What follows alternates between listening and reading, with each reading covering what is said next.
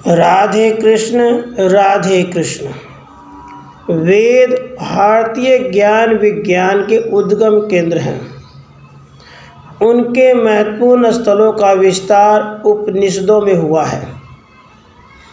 आत्मविद्या का, ब्रह्म विद्या के रहस्य का उपनिषदों में भली भांति विवेचन हुआ है। उपनिषद शब्द का अर्थ भी ब्रह्म विद्या ही है। जिस विद्या के द्वारा परब्रह्म का सामीप्य एवं तादात्म्य संबंध प्राप्त किया जाता है वह उपनिषद है। उपनिषद शब्द का यह भी अर्थ बनता है जो पाप तापों का नाश करे। उपनिषद शब्द का एक और भी अर्थ है उप, व्यवधान रहित, नि, संपूर्ण, सद, ज्ञान, अर्थात व्यवधान रहित सर्वांग पूर्ण संपूर्ण ज्ञान। उपनिषदों में जो ज्ञान अभिप्रेत है वह निस्संदेह ऐसा ही है। उसे सब दृष्टियों से परिपूर्ण एवं सत्य ज्ञान ही कहा जा सकता है। आत्म कल्याण का मार्गदर्शन प्राप्त करने के लिए उपनिषदों से बढ़कर प्रकाश स्तंभ और कोई हो ही नहीं सकता। वनों और आरण्यकों में, गुरुकुलों और विद्यालयों में, प्रवचनों और सूत्रों में उपनिषदों का ही विवेचन मुख्य रूप से होता था।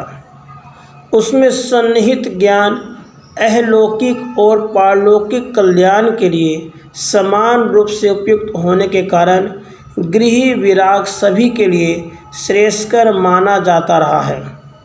जीवन की सभी स्थितियों के लिए आवश्यक मार्गदर्शन उसमें मौजूद हैं।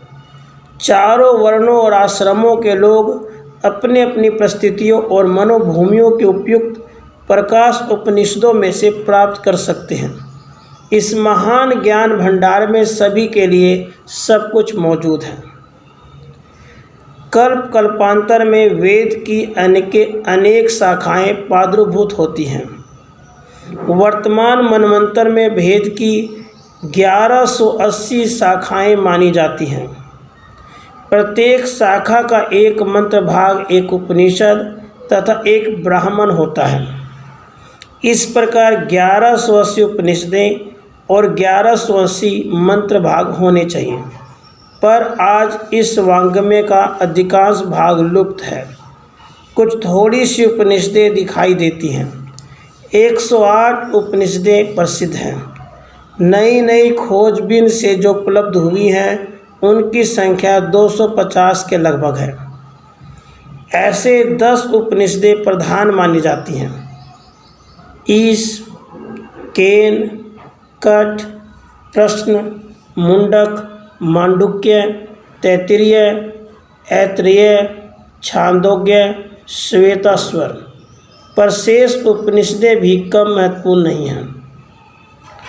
अध्यात्म मार्ग के 3 प्रमुख साधन बताए गए हैं: श्रवण, मनन, निधिध्यासन। इन प्रयोजनों के लिए 3 शास्त्र बने हैं: उपनिषद, वेदांत, गीता। इन्हें ही प्रस्थान त्रयी कहते हैं। उपनिषदों से श्रवण का, ब्रह्मसूत्र से मनन का, गीता से निधिध्यासन का उद्देश्य पूरा होता है। उपनिषदों में सद्विद्या, अंतरादित्य विद्या, आकाश विद्या, प्राण विद्या, ज्योतिर्विद्या, इंद्र प्राण विद्या, शांडिल्य विद्या, उपकौशल विद्या, वैश्वानर विद्या, भूमि विद्या, आनंद विद्या, नचिकेतस विद्या, अंतर्याम विद्या, अक्षय विद्या, गार्गेश्वर विद्या, आक्षी स्थानानायक विद्या, आदित्य स्थानायक विद्या, पंच अग्नि विद्या, मैत्रेयी विद्या, वालाकी विद्या, संवर्ग विद्या, देवोपास्य ज्योति विद्या, अंगुष्ठ परमित विद्या, दहर विद्या, प्रणव विद्या, पुरुष विद्या, उषितकर होल विद्या, वैरहार्थी विद्या, ईशावास्य विद्या, दुर्हीन रुद्रादि शरीर विद्या, अजा शरीर विद्या। इन विद्याओं का वर्णन आता है। स्वामी विवेकानंद ने अपने एक भाषण में कहा था, मैं उपनिषदों को पढ़ता हूँ तो मेरे आंसू बहने लगते हैं। यह कितना महान ज्ञान है। हमारे लिए आवश्यक है कि उपनिषदों से सन्निहित तेजस्विता को अपने जीवन में विशेष रूप से धारण करें। हमें शक्ति चाहिए, शक्ति के बिना काम न चलेगा। यह शक्ति कहाँ से प्राप्त हो? उपनिषदें ही शक्ति की खाने हैं। उनमें ऐसी शक्तियाँ भरी पड़ी हैं जो संपूर्ण विश्व को बल, शौर्य एवं नव जीवन प्रदान कर सकें। उपनिषदें किसी भी देश, जाति, मत, संप्रदाय का भेद किए बिना ही दीन, दुर्बल, दुखी और दलित प्राणी को पुकार पुकार कहती है, उठो, अपने पैरों पर खड़े हो और बंधनों को काट डालो। शारीरिक स्वाधीनता, मानसिक स्वाधीनता, आध्यात्मिक स्वाधीनता, यही उपनिषदों का मूल मंत्र है। वेदों के सुप्रसिद्ध विद्वान प्रोफेसर मैक्स मुलर ने अपनी पुस्तक Indian what can teach us में लिखा है, मृत्यु के भय से बचने, मृत्यु के लिए पूरी शक्ति से तैयारी करने और सत्य को जानने की इच्छुक जिज्ञासु के लिए उपनिषदों के अतिरिक्त और कोई श्रेष्ठ मार्ग मेरी दृष्टि में नहीं है। उपनिषदों के ज्ञान से मुझे अपने जीवन के उत्कर्ष में भारी सहायता मिली है। मैं उनका ऋणी हूँ। वे उपनिषदें आत्मिक उन्नति के लिए विश्व के धार्मिक साहित्य में अत्यंत सम्मानास्पद रही है और आगे सदा रहेगी। यह ज्ञान महान महर्षियों की महान साधना का परिणाम है। एक न एक दिन भारत की यह श्रेष्ठ विद्या समस्त यूरोप में प्रकाशित होगी और तब हमारे ज्ञान एवं विचारों में महान परिवर्तन होगा। स्वीडन के मिन्सी प्रो पाल ड्यूसन ने लिखा है, उपनिषदें मनुष्य की महान मेधा का अमूल्य फल है। जीवन मृत्यु की, दुख सुख की प्रत्येक परिस्थिति में हर घड़ी इनके द्वारा ऐसी शांति मिलती है जैसी अन्यत्र कहीं भी उपलब्ध नहीं होती। आत्मज्ञान और आत्म शांति का यह एक ऐसा कोष है जैसा संसार में और कहीं दिखाई नहीं देता। मैं भारत की यात्रा पर गया था, वहाँ मैंने बहुत कुछ पाया। संस्कृत भाषा में ऋषियों के दिव्य ज्ञान से ओतप्रोत उपनिषदें।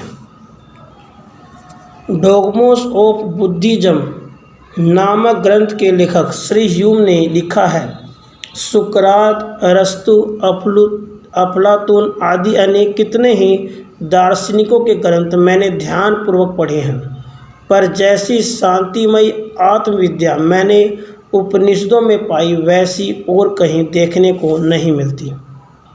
फिलोसफी ऑफ द उपनिषद्स नामक ग्रंथ के प्रणेता ने उपनिषदों को विश्व का सर्वश्रेष्ठ ज्ञान माना है। उसने लिखा है, उपनिषदों का ज्ञान भारत में प्राप्त माना जाता है। वस्तुतः वह सारे संसार के लिए अनुपम है। उसमें दार्शनिक सत्य की अद्भुत अभिव्यंजना है तथा परम श्रेष्ठकर आत्मविद्या के सिद्धांतों का ऐसा धार्मिक विवेचन है जैसा संसार में कहीं भी नहीं मिलता। इज गॉड नोवेबल नामक ग्रंथ में उसके रचयिता प्रोफेसर जी आर्क ने लिखा है, मनुष्य की आत्मिक, मानसिक और सामाजिक गुत्थियाँ किस प्रकार सुलझ सकती है, इसका ज्ञान उपनिषदों में ही मिल सकता है। वह शिक्षा इतनी सत्य, शिव और सुंदर है कि अंतरात्मा की गहराई तक उसका प्रवेश होता है। जब मनुष्य सांसारिक दुखों और चिंताओं से घिरा हो तो शांति और सहारा देने के अमोघ साधन के रूप में उपनिषदें ही सहायक हो सकती हैं। तो आइए हम भी उपनिषदों का श्रवण करते हैं और अपने जीवन को सफल करते हैं। पहला उपनिषद, ईशावास्योपनिषद। वह परब्रह्म परमात्मा सर्व प्रकार पूर्ण है और यह विश्व भी पूर्ण ही है। उस पूर्ण से यह पूर्ण प्रकट हुआ है। पूर्ण से पूर्ण को निकाल लेने पर भी पूर्ण ही शेष रहता है। अखिल विश्व में जड़ चेतन स्वरूप जो विश्व है वह सर्वव्याप्त ईश्वर से परिपूर्ण है। इसे साथ रखते हुए इस विश्व को त्यागपूर्वक भोगते रहो। लालच न करो, क्योंकि यह धन किसका है। इस जगत में कर्मों को करते हुए 100 वर्ष तक जीवित रहने की कामना करनी चाहिए।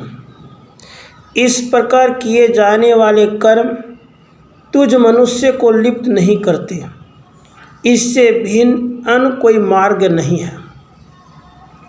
असुरों के जो विभिन्न लोक हैं वे सब अज्ञान और अंधकार से ढके हुए हैं। जो मनुष्य आत्महत्या द्वारा मरते हैं वे उन्हीं दुखपूर्ण लोकों को बराबर प्राप्त होते हैं। वह परब्रह्म एकात्म भाव से और मन से तीव्र गति वाले हैं। वे सबके आदि और सबके जानने वाले हैं। इन परमात्मा को देवगण भी नहीं जान सकते।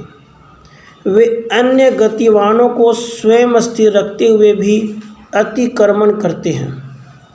उनकी शक्ति से ही वायु आदि जल वर्षण आदि क्रिया करते हैं। वे चलते हैं, स्थिर भी हैं। वे दूर से दूर और निकट से निकट हैं। वे इस संपूर्ण विश्व के भीतर परिपूर्ण हैं तथा इस विश्व के बाहर भी हैं। परंतु जो व्यक्ति संपूर्ण प्राणियों को परमात्मा में ही देखता रहता है तथा सब प्राणियों में परमात्मा को देखता है वह कभी किसी से घृणा नहीं करता। जिस अवस्था में परमात्मा को जानने वाले विद्वान पुरुष के लिए सभी प्राणी परमात्मा रूप हो जाते हैं, उस अवस्था में एकमात्र सच्चिदानंद परमात्मा का निरंतर साक्षात्कार करने वाले योगी पुरुष के लिए कौन सा मोह अथवा शोक रह जाता है। वह महापुरुष अत्यंत तेजस्वी रूप, सूक्ष्म देह रहित, छिद्र रहित, शिराओं से रहित, शुद्ध शुभ अशुभ कर्म विहीन परमात्मा देव को प्राप्त होता है। वे परमात्मा सर्वद्रष्टा, सर्वज्ञ, सर्वनियंता स्वयंभू हैं। वे अनादिकाल से सबकी यथा योग्य रचना करते आए हैं। जो मनुष्य अविद्या को अपनाते हैं वे ज्ञान युक्त अंधकार में पड़ते हैं तथा जो विद्या में मदमत हैं वे भी प्रायः अंधकार में ही गिरते हैं। विद्या को यथार्थ उपासना का फल अन्य ही बताया है। अविद्या में रत रहने का फल उससे भिन्न कहा गया है। इस प्रकार हमने उन ज्ञानियों के वचन सुने हैं जिन्होंने इस विषय का हमारे प्रति विशद विवेचन किया। जो मनुष्य विद्या रूप ज्ञान तत्व और अविद्या रूप कर्म तत्व को साथ ही साथ जान लेता है, कर्मों के अनुष्ठान से मृत्यु को पार कर ज्ञान के अनुष्ठान से अमृत तत्व को भोग करता है। जो मनुष्य नाशवान देव, पीतर, मानव आदि की उपासना करते हैं वे ज्ञान युक्त घोर अंधकार में पड़ते हैं। जो व्यक्ति अविनाशी परमात्मा के मिथ्या अभिमान में मत हैं वे भी घोर अंधकार में गिरते हैं। अविनाशी परमात्मा की उपासना का दूसरा ही फल कहा गया है। नाशवान पीतर आदि की उपासना का दूसरा फल बताया गया है। इस प्रकार जिस ज्ञानियों ने इसकी व्याख्या की है उनके श्रेष्ठ वचन हमने सुने हैं। जो मनुष्य अविनाशी परमात्मा को और नाशवान पीतर आदि इन दोनों को भली प्रकार से जान लेता है वह नाशवान देव, पीतर आदि की उपासना द्वारा मृत्यु को पार कर अविनाशी ब्रह्म की उपासना द्वारा अमृत को भोगता है। हे पोषण करने वाले प्रभु, सत्य स्वरूप धर्म में मैं मुझ अनुष्ठान को अपना दर्शन कराने के लिए निमित्त अपना वह आवरण दूर कीजिए। हे पोषण करने वाले मुख्य ज्ञान रूप प्रभु, तुम सबके नियंता और ज्ञानियों के परम लक्ष्य स्वरूप हो। हे प्रजापत्य, अपनी इन रश्मियों को समेटकर इस तेज को अपने तेज में मिला लो। तुम्हारा जो अत्यंत कल्याणमय स्वरूप है उसे मैं देख रहा हूँ। जो वह परम पुरुष है मैं भी वही हूँ। यह प्राण और इंद्रियां अमृत तत्व युक्त वायु तत्व में मिल जाएं, यह स्थूल देह अग्नि में भस्म हो जाए। हे परब्रह्म, तुम मुझे स्मरण रखो और मेरे किए हुए कर्मों को भी याद रखो। हे प्रभु, तुम मुझे और मेरे कर्मों को याद रखो। हे अग्नि, हमें परम पिता परमात्मा की सेवा में श्रेष्ठ मार्ग से ले चलिए। बाधक पापों को दूर करो। हम आपके बारंबार नमस्कार युक्त वचन कहते हैं। राधे कृष्ण, राधे कृष्ण।